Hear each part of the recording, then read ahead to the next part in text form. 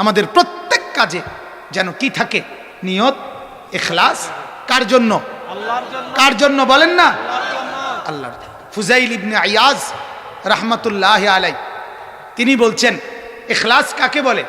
তারকুল আমালি লিআজালিন নাস রিয়াউন শিরকুন ওয়াল আমালু লিআজালিন নাস রিয়াউন ওয়াল ইখলাসু আন ইউআফিয়াকাল্লাহু মিনহুমা। একজন বড় বুজুর্গ ফুজাইল ইবনে আয়াজ উনি বলেন, ইখলাস কাকে বলে? মানে সব আল্লাহর জন্য। এটার মানে কি? মানে হলো এই, তিনি বলেন কোন আমল মানুষ কি কইব এই কথা মনে কইরা ছেড়ে দেওয়া, এটা শিরিক। এটা কোন আমল মানুষে দেখুক এই জন্য করা, এটা রিয়া, এটাও শিরিক। মানুষে কিতা কইব এই কারণে আমল, নেক আমল কি ছেড়ে দেওয়া, এটা কি? শিরিক। মানুষে দেখুক এই জন্য নেক আমল করা, এটা কি?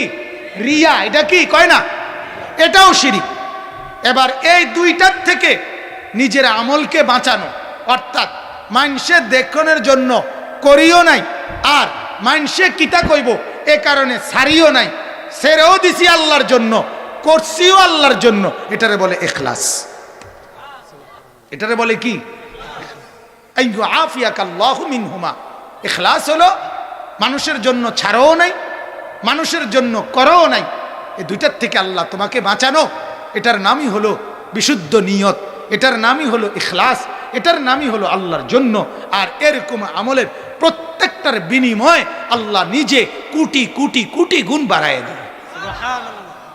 বলেন আলহামদুলিল্লাহ।